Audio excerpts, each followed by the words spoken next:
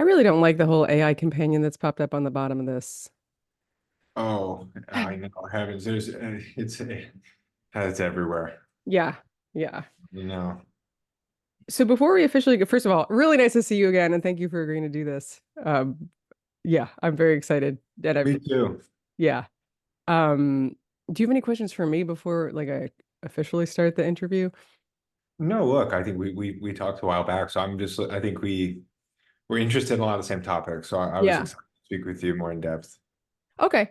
I am gonna do a little intro, which I may redo afterwards, but very informally. But I did want to check because I was looking at that. I think it's the Fast Company or the Forbes article. Are you still on track to have 2 million students using the pouches? And is it still 27 countries or is it even more? I think it's maybe 30 countries now, and I think, look, since then the numbers have only gone up. Yeah. Okay. Um, and Dugoni, is that how you say your last name? Yeah, Dugoni. Okay.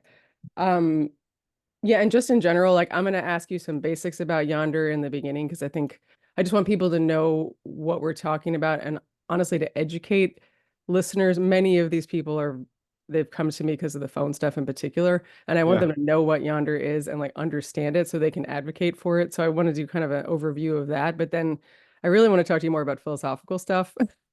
Okay. But I figured that could be the rough structure is like we'll get the basics down and then see where the conversation goes.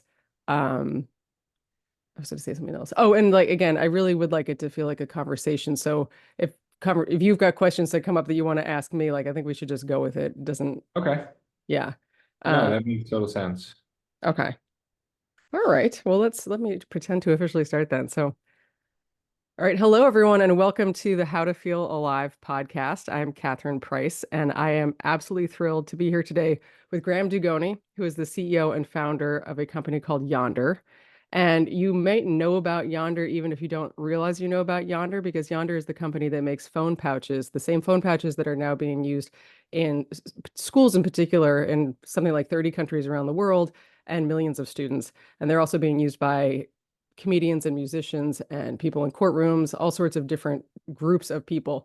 But there's been a big explosion, as most people probably know, in this phone-free school movement.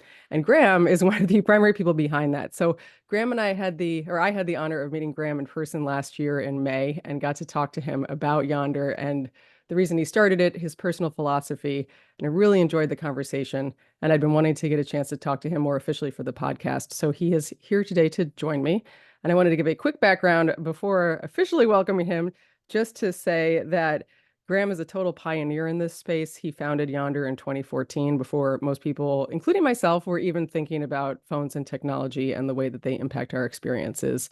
And I really love the way that, Graham, you describe one of your primary goals is that you believe that society needs protected spaces that are almost akin to national parks where people, or rather the human spirit can thrive and creativity and productivity can flourish in the absence of technology.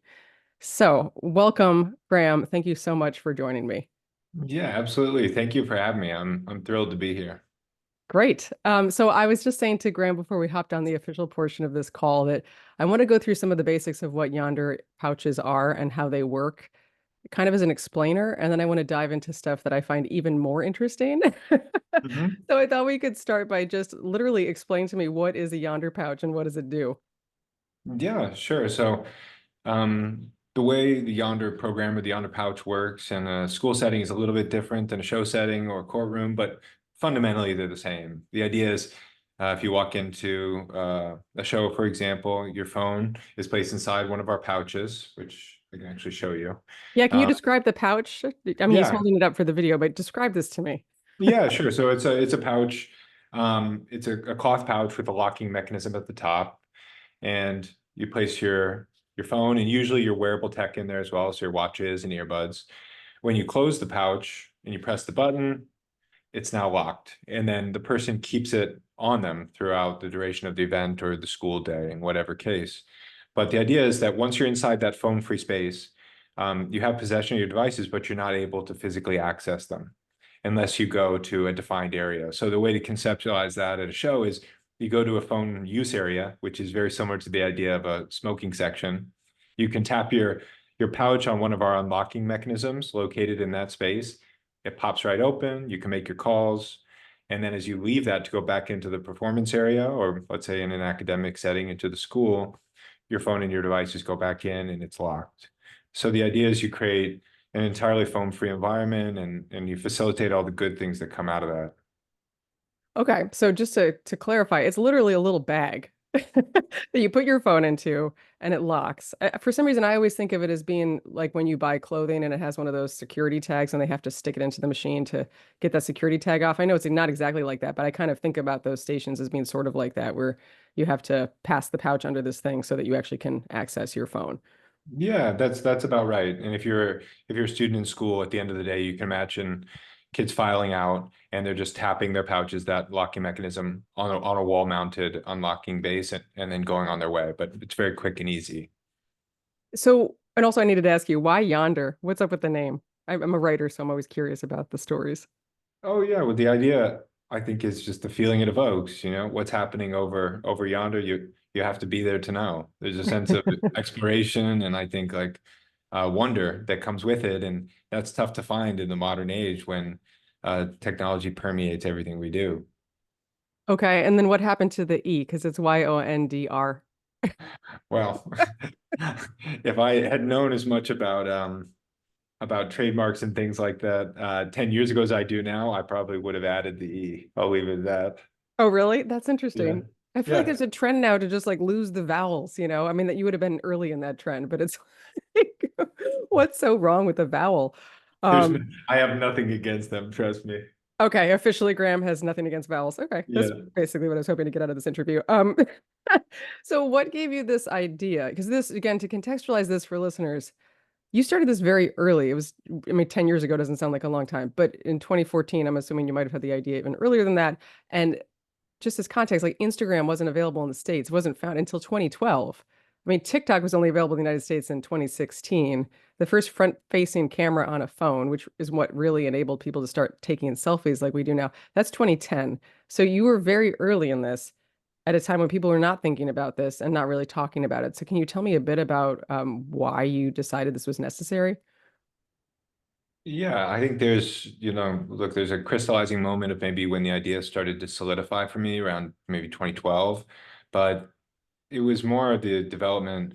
My interest over a long period of time after college has been in sociology and philosophy of technology. So it just so happened kind of that the rabbit hole I went down over 3 or 4 years and the people I was reading and studying because it was my personal interest and my passion um, kind of brought me to the point of looking at this central question of what's the role of technology in modern life. And it's really not just phones, it's all aspects. It's not just screens. It touches on things like automation, their economic impact, there's cultural impact, impact on people's psychology. But I realized that it was not a new question, that people had been thinking about and studying this for hundreds of years. And so it just so happened that people I was interested in, people like Heidegger or Kierkegaard or Marshall McLuhan or Hubert Dreyfus or other different philosophers had touched on this, and it was a theme that just kept reemerging for me. And then as I was looking around, being in my mid-20s and looking at how people were taking up with these radically new devices, the smartphone, the natural question for me was, okay, with any radically new invention, there's going to be new possibilities and a lot of unforeseen consequences. And I knew that social etiquette and things like that and social norms take a very long time to catch up with stuff like that.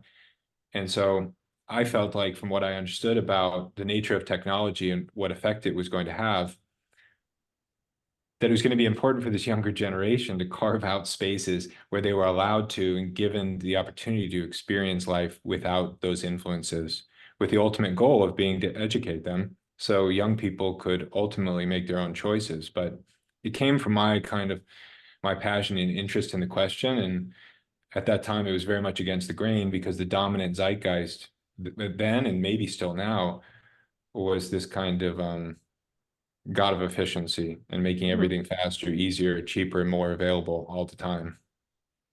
And was there a crystallizing moment for you when you realized, oh, wow, something needs to change here? This is not okay. Yeah, I think that moment for me was I was at a music festival and there was someone who was dancing and he was intoxicated, he was having a good time, and um, some strangers who didn't know him were recording him, videotaping him, and posting it online. And if you I just looked at that and thought about it. And if you think about what that does, what that means, there's huge implications all the way down the line. And ultimately, it has this total neutralizing effect on people's ability to express themselves because Hmm. there's no such thing, I think, as intimacy without privacy. And this idea of what level of privacy can people have and expect in the public sphere is a question that has never been wrestled with because we haven't had the tools to make it a question.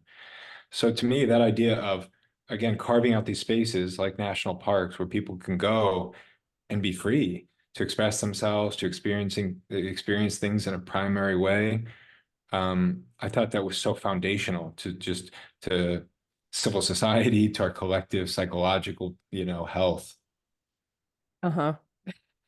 I'm laughing because I've realized I've gone where I wanted to anyway, which is philosophy, without asking you the questions that I meant to ask at the beginning of this whole list of questions, like the basics of Yondr, Yeah. that I just hit the microphone with. So I'm going to try to gracefully transition into those questions and then come back to what I really want to talk to you about. So you're talking about protected spaces, and I could make a connection between that and schools. You were kind of talking about the use of Yondr in a concert setting, but I wanted to get a little bit more into the use of Yondr in schools and what's happening now, what's changing, and how that works. Just because I know a lot of people in this audience have kind of heard of the pouches, but don't really understand in a school setting, which I Yeah. understand has gotten a lot bigger in the past year or a couple of years. Yeah, well, 10 years ago, I was going to door to every school around the Bay Area, down to Los Angeles, and I was talking about phone-free schools. And I got laughed out of a lot of buildings because Really? the dominant idea with at that time was so different. It was getting more tech into the classroom. And um, but even then, 10 years ago, there were a lot of teachers who were raising their hand and going, this is an issue. We're Huh. having problems with students are distracted, they're not able to focus.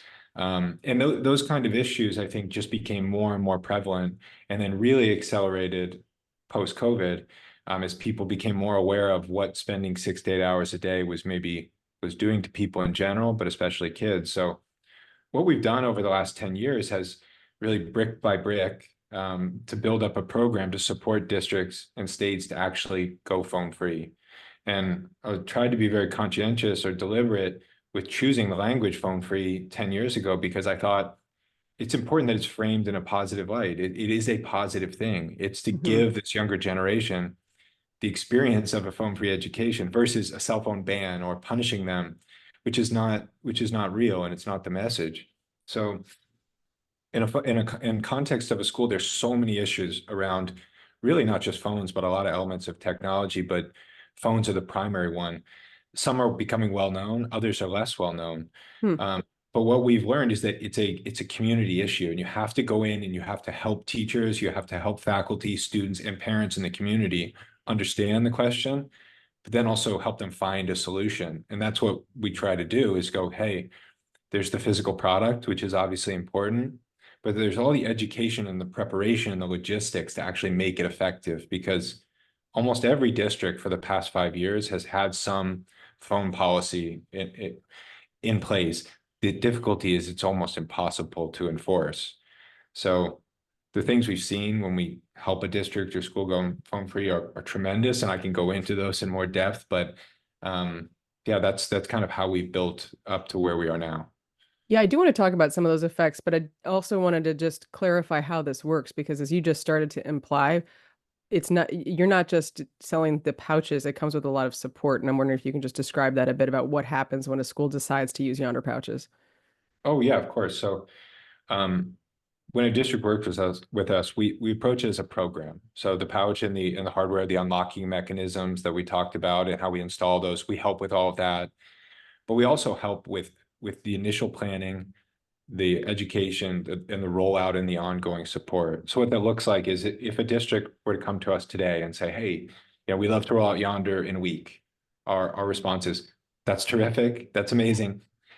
Have you thought about this? Have you talked to your parents? Have you put out a questionnaire and answered their questions about, how they're going to get in touch with their kid throughout the day and all these really important things, to get their buy-in? Have you talked to teachers about how this is going to be implemented? Have you looked at your policy and make sure that it's something that's reasonable and enforceable? And so that's what we actually do. Our team is mostly former educators. So we actually work with the district to create the policy, to have a communication plan to talk to their parents and their community and their students and get their input. And then we help with the actual physical rollout and the planning on day one through the first week, and then the ongoing support, because it is a massive culture change in a school. The idea saying that a school wants to go phone free is one thing. Doing it requires some attention and energy, and you have to be willing to go through a period of time where digital natives are adjusting to walking through the world 6 hours a day without their smartphone. That's a shift. So how you prepare for it, how you do it, how you keep up with it, and the fidelity is really important. And maybe just to explain how it works one other way, every student is assigned a pouch at the beginning of the year, kind of like a textbook. So they're given the responsibility, but also the kind of agency to have that. Um, and that way it just becomes eventually part of the daily ritual. Students walk Hmm. in, their devices go in, it's a phone-free school day. I like the idea of the ritual, just to note that. I think rituals are so Yeah. important. Yeah, continue. Yeah, well, that's it, I think, and that's what we've learned. But again, we've grown the company we have no social media. We don't do Yeah, I paid was going to ask you about advertising. that. No social media Yeah, people. No, and yeah, and no yeah, paid advertising budget. Is that right? yeah. We don't do so. We've grown truly school by school. We place a huge emphasis on being in person with our partners, and that's how we've learned, because we've learned from principals and teachers all around the world. They've said, "Hey, have you thought of this? This Hmm. worked really well for me," and we've gone, "Great idea. We'll roll that into our process and the product." So it's been a totally collaborative, on the ground kind of thing, which I think has helped us a lot, because we've had to wrestle with these questions up front and really understand how communities relate to the question. And that idea of kind of collective action and how do you do it, that's ultimately what we do, I think, is we're right there on the ground. Helping. I mean, it seems from the, I guess I'm not really on the outside because I'm very involved in this movement, but like it Yeah. does seem that things obviously have accelerated greatly, especially since John Haidt's book, The Anxious Generation, came out last March. And I'm wondering, from your perspective, it sounds like the pandemic also had a big impact on adoption and interest in Yondr pouches. But right now, is your rate of growth like linear or getting closer to exponential, or how would you describe what's happening right now?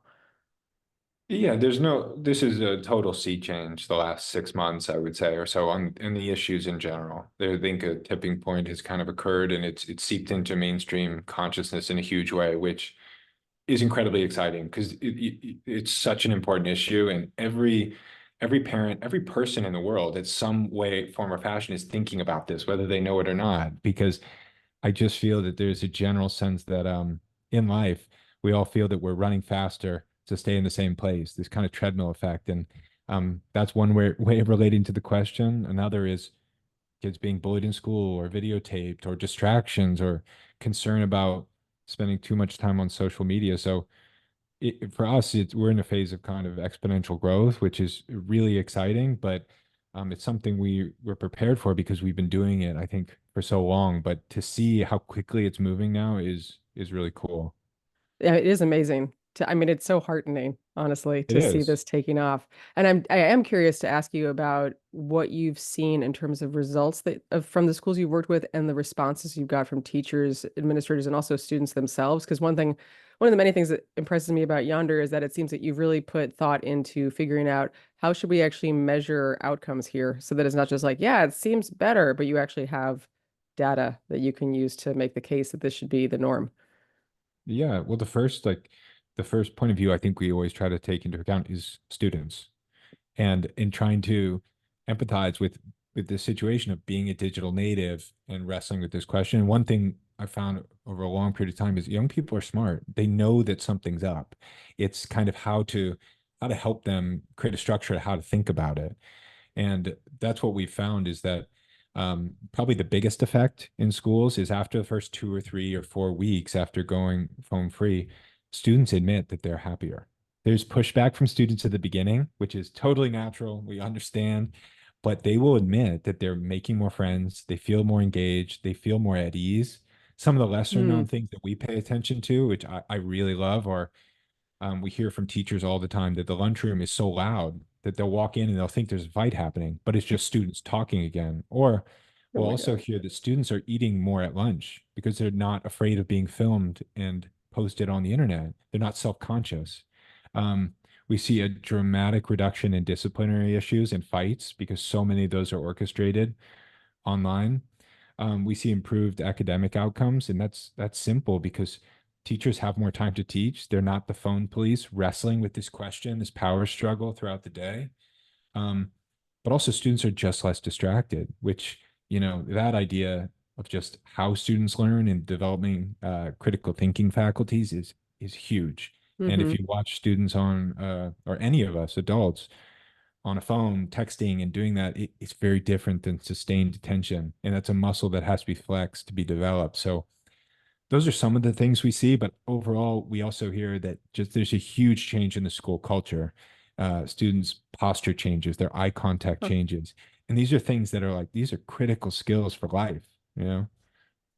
That's amazing. I mean, it's hard to listen to you talk about that and not get a huge smile on my face and just feel like, what have we been doing?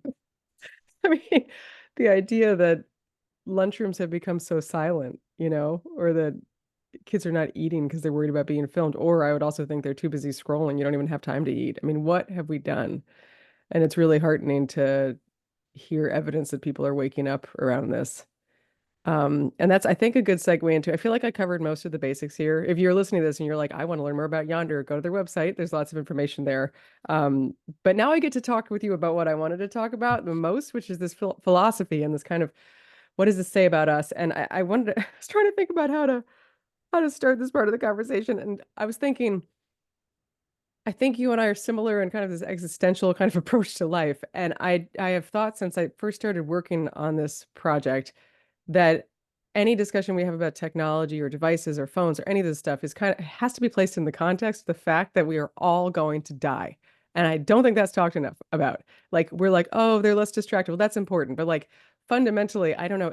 What keeps me up at night is the fact that we have one life with a finite amount of time. Eventually it's going to end. And we're, to my mind, wasting all this time doing meaningless junk on these devices that were given to us that we adopted into our lives without any thought or consideration about what we wanted the role to be. So that's what I think needs to be kind of, at least it's in my mind when I think about this issue. And I was wondering if that resonates with you, and I wanted to learn more about your philosophy towards life because I know that you have thought a lot about this. Yeah. Well, I think yeah, you and I share a similar perspective in that, I guess, before even Yonder was solidified to me, my path to it was kind of through existentialist thinkers and through music, and it kind of thinking about. I had one real job before Yonder after school, and I was working in a windowless kind of basement office doing finance, which for my who I am, I'm not well suited to do that. And No. so Mm-mm. kind of it was my like Kafkaesque experience of the modern world and looking around and going, is this it for me? And what does it mean? And how does this ladder up? And I think in a way, and then I started studying kind of postmodernist thinkers and what was the influence on technology on people's understanding of themselves and what's meaningful in life. So that's framed everything I think about. And I think it's something that's plaguing young people as well. This idea that what do you believe in that's larger than yourself? Because if you're at the center of the universe and at the center of everything you do and every decision, good and bad, in certain ways that's empowering, but in a lot of ways, that's a lot of pressure. Mm. And I think that's something that maybe the decline of religion in the West has left a vacuum there that is yet to be filled. I think what I've learned and one of the things I believe is that part of the anecdote is not just okay being negative about technology. Technology's here and we're moving forward. And I don't view what Yonder is doing as the genie can't really be put back in the bottle. It's how do we take a step forward into the future and also build around things that are meaningful. So Hmm. what grounds people in life? And there's a really good there's a philosopher who I came into touch with as I was starting the company, and he passed away a couple of years ago. His name was Albert Borgman, and he has an idea, the concept of focal things, these things that focus human energy and attention are rooted against the social backdrop of life. So the idea of for him, it's kind of the difference between, let's say, like turning a dial on a thermostat to create heat versus going out and chopping wood and building a fire, and then people gather around the hearth and what that does. He Hmm. calls it the device paradigm. So to me, that's a really important thing. And I think at some level, shows fill that role. When people go into these shared experiences, it fills them up. Well, you mean the different to go to the thermostat thing? I don't quite understand it. So in one case, you're just turning a dial and getting heat without thought and or experience, and in the other, you're putting work into it and having an experience, or what do you mean? Yeah, it's basically that. The idea of when you, and this is true with the movement towards smart homes or anything else, if you turn a dial and then you just get heat, that's very ultimately it's much more efficient. It's very efficient, very time efficient, it's energy efficient in a lot of ways. When you go out and you, let's say, an example like that, you chop wood and then you go build a fire, you're bound up into a broader landscape and process. You have an appreciation for the wood, which leads to an appreciation of the forest. You go to build a fire, it it's a location that you focuses people's energy and people gather around, and there's shared social experiences, which leads to storytelling. Hmm. So you can apply it to other things too. The idea of, I think a lot of people do this without knowing it. People who are into biking, gardening, running, things that require skillful participation in the act, in your body, and a full engagement. That's something that's deeply fulfilling and grounds people in their life. And I think maybe a dominant theme now in the West is this idea of technological efficiency in all things. And I would say that if you look at that, it's very serves us well in a lot of fields, but in the realm of meaning and social experience and things that root us and our structure us in our life, I think it's hollowing something out. I completely agree with you, and it makes me think of a point someone made in a newsletter I was reading about AI. I was hoping to save AI till the end of our conversation, but here we are. And he was making the point that, AI is promising to increase efficiency, or we can get the answers to things. We can get things done for us so quickly. You can have a song written, you could have all these things generated. And obviously, there's big conversation to be had around AI and its role in tech in education. But this guy's point was that there are circumstances in life where the effort is the point.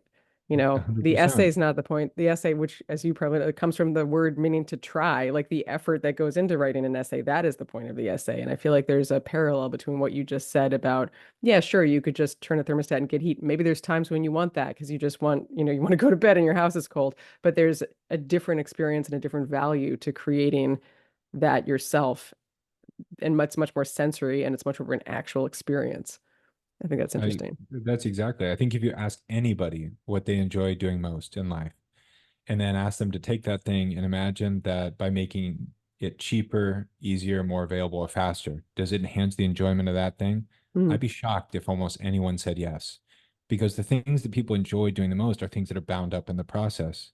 And that's something that fundamentally is a big picture thing I think that you put against this dominant theme coming out of Silicon Valley the last 15 years or anything else.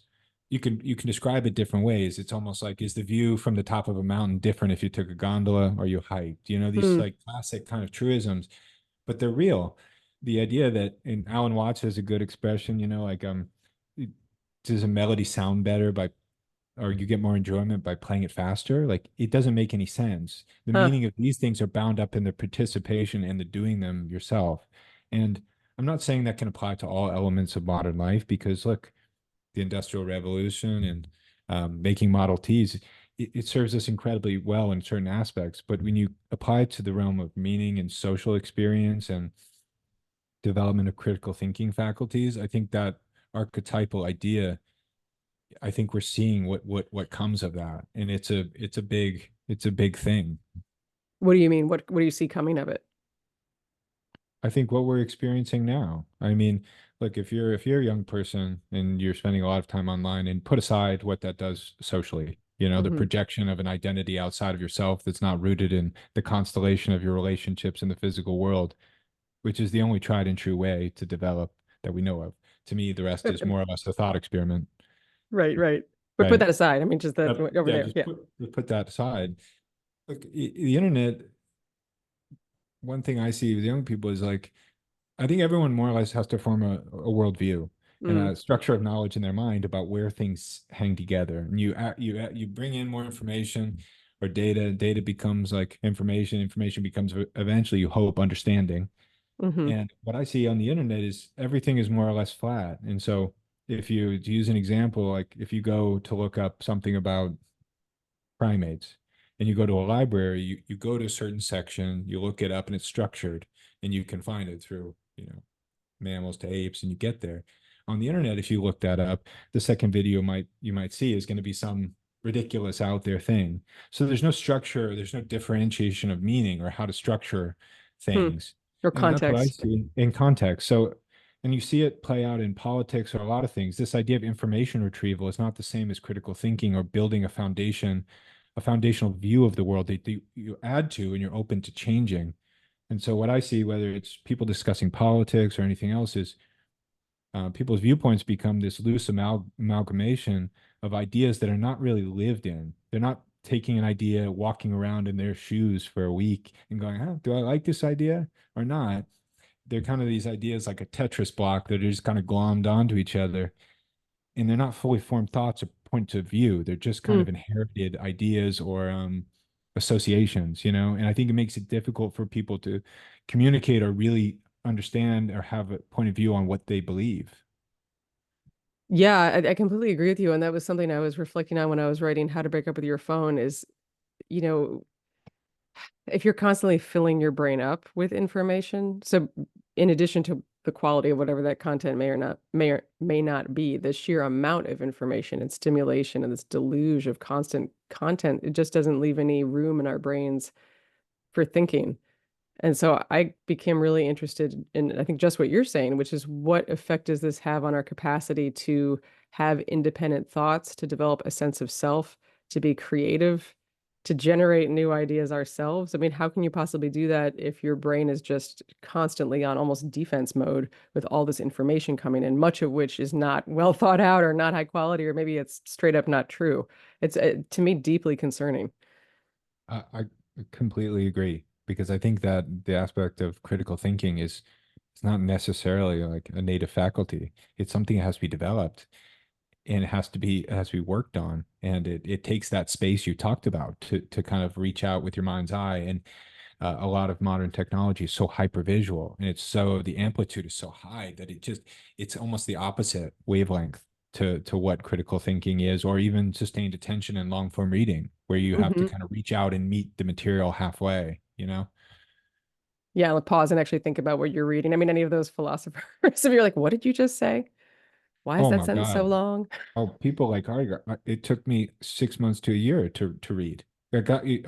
What is this person talking about? You'd have to dissect it sentence by sentence, you know? Right, right. Oh God. I mean, there's so that I think it's just fascinating to think also, and you were alluding to this earlier with the fire example of the impact this is having on our ability to inhabit our own bodies and then to be present in our own lives. And that's something I'm interested in your take on. In particular, I mean, when it does come to the Yondr pouches, because as you were talking about, one of the primary situations in which they're used is concerts and live music, these situations where people are together having an experience. And as anyone who's been in one of those experiences recently knows, there's a, to my mind, very odd phenomenon of everybody taking out their phones immediately and then recording the experience they're in while they're in the experience. And I remember going to, I think it was John Oliver who made this joke when I saw him. He's like, "Oh, you could you please put your phones away. You're making essentially a shitty video that you're going to, of the experience you're currently having, like on this tiny, tiny screen. I would suggest you put it away and watch the actual experience that's happening in real life on a much larger screen, which is your eyes." That was basically his Hmm. point. And I'm wondering your thoughts on that or what you've observed in the difference between when people are, doing their normal on their phone thing versus perhaps having been forced to put their phones away. But what happens in those moments? What's the difference? Oh, I think it's a big difference. I think artists always have the best way of talking about things like this to me. Hmm. You know, I can say it one way, but an artist, a John Oliver or, a Dave Chappelle or whoever, the way they approach these questions just by illuminating it through the creative act, I think is so much more powerful. But Yeah, because he uh, made them laugh. Everyone was laughing about it. I exactly, think when you laugh, you're like, oh, I'm laughing, but oh, that's true. exactly. That's kind of like that's the beauty of comedy, you know. But I think the difference we see there's the perspective of the artist, which I think they feel in a way the most because Hmm. artists are like the most like attuned or sensitive people in a culture in a way, I think. And so I've heard from a lot of artists we work with that they feel the difference. They feel the difference of pure attention and the energy in the room, and it makes for a better show. Fundamentally, I think also people in the crowd feel it once they get over this initial hump of kind of where you can call it withdrawal or just feeling something different from not having their phone. Um, like if you're in Madison Square Garden, it's a 25,000 person show and not a single person is on their phone. It feels different. at the concession stand, people are talking, and usually they're talking about how they're talking because they're not on their phones. But also that ability for a show to turn into something magical that not every show does, but sometimes happens where it can kind of build and crescendo.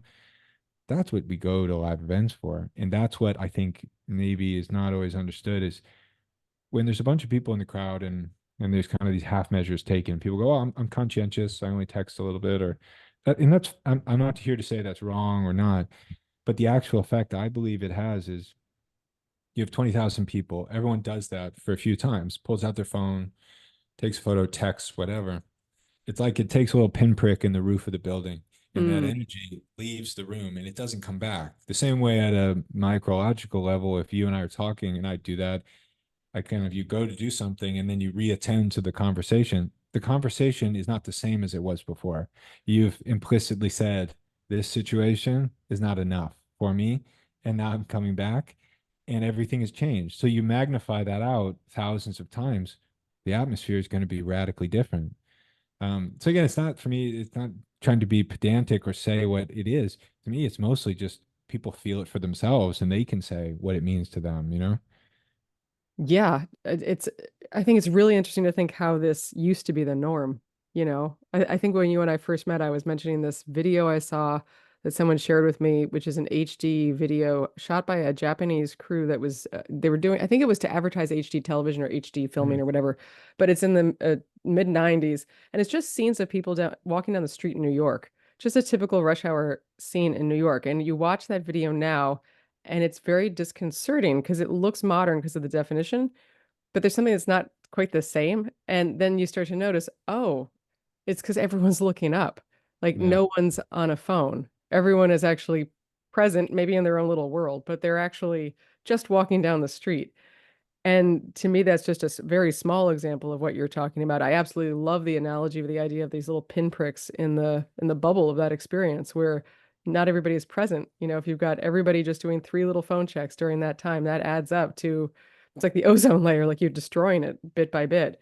Um, and I know when we were talking before I was mentioning the concept of collective effervescence, which is something I became aware of because Adam Grant wrote an article in the New York Times about it, but I believe it was coined by Emil Durkheim. And basically, the idea that there are these certain shared experiences with other people where this joy and effervescence are created because everyone is so present with each other.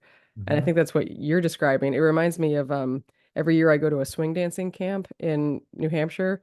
It's like an absolutely amazing and magical like 5 days where all you do is dance and listen to music. And I normally go to bed quite early, but at that camp I routinely stay up till like 2 in the morning because there's this amazing musician named Gordon Webster who has this capacity to get everybody on the same page in a way that I've never experienced before. And there's always this moment at the end of the night, so I can't go to bed because I don't want to miss it, where all of a sudden you'll be in the middle of a dance and suddenly everybody has stopped partner dancing and starts to creep up to the stage where he's playing, and he somehow gets everybody to clap along, and then he changes the dynamics and suddenly it's from clapping to snapping, but it's within like one beat of the music. Hmm. And then a spontaneous dance circle will emerge, but then everyone will be back on stage. There's just this feeling, this it's almost like you go from being an individual in the room or part of a pair dancing to part of this larger collective group. It becomes one organism in some way. And there's this joy and this buoyancy that comes from that. And one of the things I've noticed is no one's really on their phones during that because they're all so present. And I remember I asked actually one of the drummer for this band this year, I got a chance to meet him, and I said, "Do you possibly remember this like thing that happened last year? You play gigs all the time, but it was this magical moment." And he said, "Yeah, I actually do remember that." All this is to say, I think that there is a word for that feeling. I think it is collective effervescence, and we're missing that when we allow these little mini distractions that come from checking our phones or recording what we're doing while we're in the experience. And anyway, that's something that really resonates with me, what you were just saying. Oh yeah, I think it's a profound experience you Yeah. described. And it's something that the ancient Greeks talked about. Their words for it were a little different. They called it attunement. But Hmm. yeah, exactly. It's a thing, and I think it's deeply important. And when you feel it, I know exactly what you're talking about. It's a magical thing. Hmm. And I think that's something that live events and things can provide for people. And it also has this, I think, it has this impact of cutting across all different lines. that usually Huh. divide people, I think, because you're swept up into this shared mood together. And I think that is profoundly beneficial for society at large. And it's also just, it's fun. And that's important too. Right. Well, Yeah. yeah. I mean, that was my follow-up book, is The Power of Fun. And, Yeah. I think fun is this combination of being playful and connected and in flow. And the connected and in flow thing is exactly what we're talking about, right? It's like, that's what, to my mind, makes life worth living. And those are the moments we remember. And just as you're saying, those are the moments where suddenly we don't have these divides. Like we actually connect on a human level when we share a laugh or we share an experience with each other. But we can't have that, I don't think, if we're distracted. Oh yeah, and also, I mean, like Kierkegaard wrote about this a lot in like the present age. I mean, if everyone's casting out into the void on social media or through the internet, or even just relating to the world in not a primary way, you can view things as big problems that when you go to a show or you see people on the ground more often, they're just not Hmm. necessary problems. You know what I mean? They become embodied in people, and you just, whether through osmosis, not always thinking about it, you just realize people are people. Maybe they have different beliefs, but it turns out most people are pretty reasonable and on the same page about a lot of things. But that is harder to grasp, I've noticed, when everyone is relating to the digital world. I think there's an element of just the binary nature or the polarity of the medium that is difficult to achieve. It's hard to it's hard on the internet, let's say, to suspend judgment, and to sit on that fence, because that's more difficult. When you're in person, it breeds more moderation, I think, and that's important. Hmm. Yeah, I completely agree with you. You forget that most of us have the same hopes and dreams. And we all are human beings and we get caught up in the differences instead of recognizing how much we have in common. Um, I wanted to ask you what you think it says about us that that Yondr pouches are even necessary. Because I remember my first encounter with a Yondr pouch was at this offsite that I was asked to speak at. It was in 2019. And I was psyched because I'd heard about them, but I hadn't experienced them myself. And I remember it was a finance conference. And there were a couple of people who were so grumpy about it. We're grown adults. What do you mean we have to give up our phone and put it in a pouch? And I was kind of laughing because I'm like, well, the fact that you can't get give up your phone, Mm. what does that say about your grown adultness? Like, what does that say about us? And I think that you were telling me a story that you saw someone with like bloodied hands coming out of a bathroom because they'd been trying to rip open the Yondr pouch. Is that an accurate anecdote? And what do you think that just says about us that we need to have this taken away from us? Because what we're talking about seems to make so much sense. We want to be engaged in our life. We want to be present. We want to be deep thinkers. So why are we, I don't know. Do you know what I mean? Like Oh we're so yeah, beholden. well, I've seen a lot of stuff over 10 years of going to shows and seeing people in all different contexts. I think one thing I will say is it's changed dramatically since 10 years ago. And the average person, I think if you talk to them the way you and I are talking, or just talk about the experience of a phone-free space for someone and what it means, you get a very different answer than 4 or 5 years ago. Most Hmm. people, I think, they really do get it. But in terms of like, I don't think um I don't think there's anything to feel bad about the need for us to create phone-free spaces and what our ability to, let's say, hold out against like technology that is designed to do certain things and have an influence. I think it's more just look, we're hypervisual animals, and we have a device in our hand that is super visual. It's flashing lights, and it scratches a lot of, it kind of like lightly scratches on a lot of itches that are deep human needs, the need for shared experiences, the need to Hmm. connect with people. When you think about those things mirrored online, they're rooted in something very real. Yeah. It's just that the way they come about is that they kind of perform like the salt and fat without the meat and potatoes. They're not enough to sustain us, but they're very titillating. And that's an issue that doesn't just relate to technology. You could mirror that in the food industry, probably. The fundamental needs and the reason we want salt is that it's, difficult to come by. Now it's everywhere. Now we have to resist the over availability. So I don't think it would castigate us for the need. It's just how do we try to adapt and create structures in our collective like social lives in our civil society that try to represent where we are and nudge us in a slightly better direction, and give Hmm. all of ourselves some grace along the way, because all these levers are too big for anyone to really move. I think we're just trying to nudge and try to understand where we're at. Yeah. Yeah, I've been thinking a lot recently about, I think what you're speaking about as well, which is that part of the appeal of something like social media is that we are social creatures who desperately, in fact, need social connection. you know? And so if you have something that promises you social connection that's easy, we're going to be very attracted to that. And I was also thinking about how we also have this simultaneous terror of rejection or of awkwardness, because that might represent rejection from a group, you know, exclusion Yeah. from the group. And evolutionarily speaking, like we want to and we need to be part of a group because otherwise we would be out on our own and maybe die. I was just thinking about it's interesting how, to me, it seems like that's one of the main reasons we are so vulnerable to being sucked into things like social media is that it kind of addresses both of those things. It's like, okay, it's promising us connection, but without any risk of I mean, I guess you could be bullied and stuff online, but you're not having the awkward interaction of having to ask someone out in person, you know, or be rejected in person. There's kind of this, and you don't have to get off your couch. And so yeah, I think what you're saying makes a lot of sense is to have empathy with ourselves. It makes sense that we're drawn to these things. And they're certainly designed to draw us in. But how do we all individually and then collectively take a step back and ask, is this actually fulfilling what we need and what we want? You know, is this how we want to be spending our limited time? Like, what do we Yeah. want our shared experiences to be? What do we want our classroom experience to be? Just what do we want?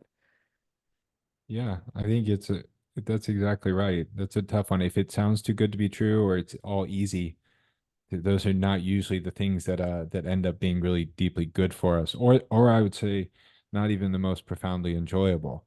But Mm-hmm. there's an element to it where it's easier to slip in and down into these kinds of activities because they're passive and active, whether it's going to a show or it's getting out and doing something or these social, they always take a bit of a push. You have to get over that hump. And we all feel that in day-to-day life, you know. But once you do, you feel better. Things, you feel engaged. And that's kind of, I would say, that's a broad theme with the way I think technology relates to a lot of different things, is it just has it's a it can be a path of least resistance. It has other amazing possibilities, but it can also be that, and that kind of leads a certain direction. Mm-hmm. Well, and one thing I was really curious about asking you about is how your reflections and how your personal philosophy, I mean, which probably was developing even before, you know, smartphones became a thing. How has this influenced your own tech habits? Can you tell me a bit about how you interact with technology on a day-to-day basis? Well, sure. Well, I think for as a company, what one thing that we prioritize in a huge way is being in person. So Mm-hmm. it's a funny paradox for us because as we've grown, um, we're becoming more spread out because we put such a huge emphasis on trying to be near the schools and people we work with. I think one thing we've made a conscientious effort to do though is we're very like heavy on phone calls versus other mediums of communication. And something we look for when we bring people on is people who can talk and also can write well. Because to me that tells you a lot. And it also forces you to think critically and structure your thoughts. So those are two things that are really important. Look, for me personally, I've navigated the world with just a flip phone for the last 10 years. So Hmm. I have a certain that's my own choice. I don't not going out advocating for it or whatever, but for me it generally works. It makes a lot of things more difficult. Trust me. As the walls slowly close in around and so many aspects are woven through that foundational infrastructure of the smartphone. But on balance, I think it allows me to control my inputs. And Oh, I that think is that's important. Wait, say that again. It allows you to control your inputs. Tell me more. control my inputs. Yeah. Which to me it's like it's a well-known thing in sociology or what anthropology that our social groups can only get to kind of a certain size that you can manage. Mm-hmm. I figure it's the more or less the same with your body and your senses. You can only handle so many things really at a time and attend to them. So for me, it's kind of a limitation that I work with, and I work a lot and I have stress like everybody else. I'm not, and I check emails, but it's all emails and those things are tied to my computer. They're tied to physical spaces and time that are linchpins I have to pivot around. There's no other way. Um, and then for me, the phone is something that I talk. I text very little, but I talk to people a lot on the phone, which other people probably think is a huge pain in the ass, my friends, and I'm sure it is, but in general, it works for me. Um, but yeah, like nobody's immune from all these things, and I don't claim to have the answers at all.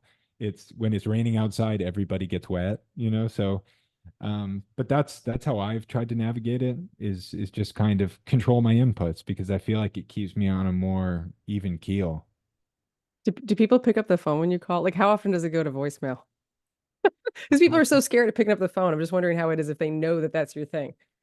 I don't know. I think I think my friends and everybody and people I work with all know that that's how I do it. So there's no other way. I'm not going to text someone back and forth more than about 2 times, and then it's a call. Um, but Because again, you're that like could be literally you're yeah. typing out, you're doing the ABC. Like I don't think many listeners probably remember this style of texting. You're like hitting the button multiple times to get to the T. Well, they have T9, so it's the kind of, predictive text that you do Oh, on the buttons, but you're not far off. It's basically the same. It's the same process. Um, But yeah, and then at home, the only thing I'd add maybe is I think for people is helpful to think about is to me, technology's influence on people is mostly physical. It understanding the ideas behind it and rationalizing it is important, but it's largely physical and creating spaces for things to exist and not mixing associations, I think is a really good idea, So obviously not bringing your phone into your bedroom, but also having like the computer room or the TV room. That's the only other thing that I practice is I kind of work in certain spaces and I don't work in others. And I work a lot, but keep it in certain places so that it doesn't mix, and it tells my body when I step into this space, this happens, this space, this is where I work. So that is very good advice. I think that I intellectually know and horrible at doing it myself, but I'm inspired to try again because I completely agree with you. I've been a freelancer for my entire life, which I guess in some ways you have been as well because you're an independent business creator. But yeah, I mean, it's so hard when there's no intrinsic division between my home life and my work life because they're in the same physical space a lot of the time. Or like, how do you create these divides so that your brain can actually know that there's a difference? How do you turn your totally. brain off if you're working in the same space that you're eating dinner or that you're sleeping or whatever? It's so hard. And there's Yeah. no social backdrop or structure that informs us implicitly of what it should be or shouldn't be. Because all these things are so new. I think that's part of the difficulty, whereas if you look you look backwards, you have traditions and you have religious kind of ideas that underpin the social backdrop that people act against. But in the modern world, things are moving so quickly, especially related to technology, that there's no I think that's everyone is wrestling with how do you create those structures and those practices and habits and rituals when there's nothing really out there necessarily to grab from. Yeah. Well, that leads me to the last question I had for you, and then wanted to see if you had any final thoughts you wanted to touch on. But we're obviously at the precipice of another major change in how we interact with technology, which is artificial intelligence. And I've been thinking about this a lot. It's been keeping me up nights. Thankfully, I do fall asleep pretty quickly, but I definitely also have some late night ruminations because it seems to me like we let, smartphones and social media, things like that, into our lives pretty thoroughly and comprehensively without ever pausing to think like, what do we want the role of this to be? And now we have this new era of technology that's even more powerful and potentially transformative. And I'm wondering if you have any thoughts on how you're thinking about this transition or what questions you think we as a society should be asking so that we don't potentially walk into similar mistakes as what we've already, one might argue, done Yeah. so far. I think it's a good question. And like, look, I'm an example. I watch a ton of tennis. I'm a tennis fan, and so there's been a big push in the tennis world over the past few years to adopt a technology called ShotSpot that tells you exactly where the ball lands. The only people who held out were the French Open, and the French are like, well, no, there's a mark in the clay, and we can see where the ball is, and we're gonna keep that for quite a while. I kind of like that approach because there's a tradition and there's things that we know, and then there's new things that we don't fully know. And it seems like maybe a good idea, but also there's some a little bit of healthy skepticism. And let's watch this, but let's stick with elements of what we know works.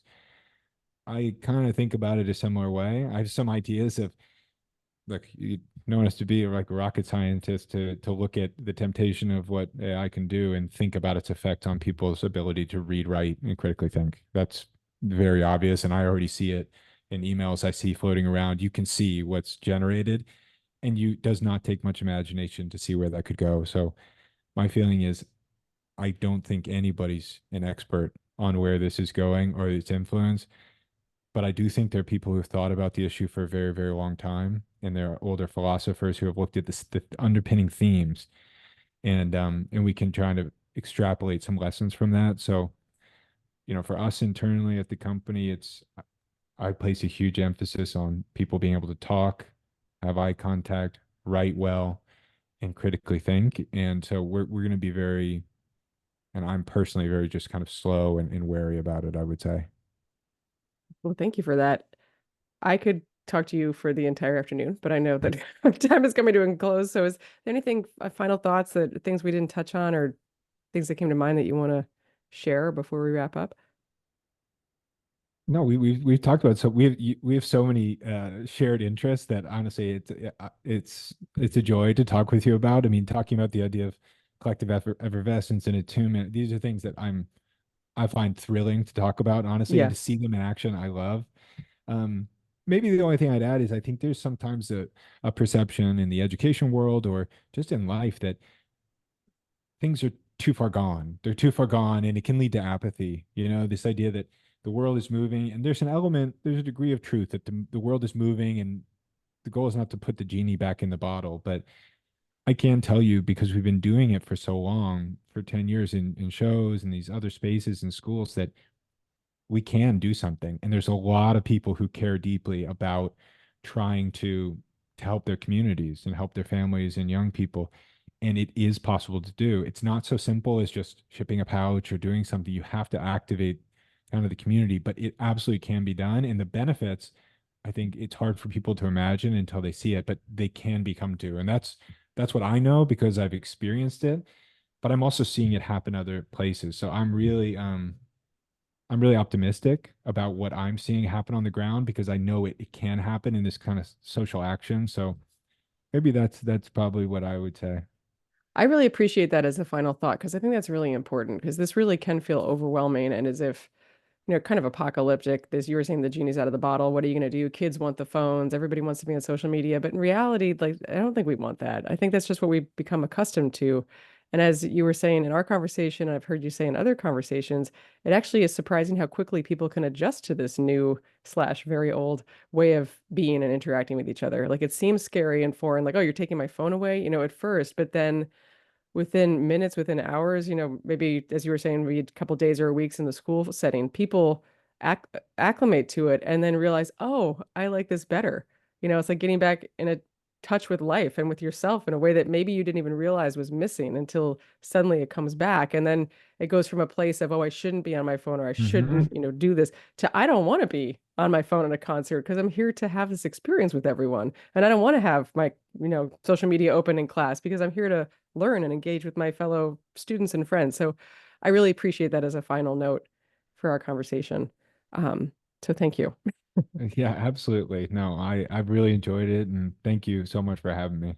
Yes, and just as a reminder, everybody, I've been speaking with Graham Dugoni, who's the founder and CEO of Yondr, the maker of the phone pouches that are everywhere and hopefully going to be even more everywhere in the coming months and years. So thank you, everyone. And thanks, Graham. Thank you. Excellent. Thank you. That was so great. Yeah, thank you, Catherine. It honestly is such a joy to talk with you. S- So I feel the yeah. same. Yeah, I was like, oh shit, we're running out of time.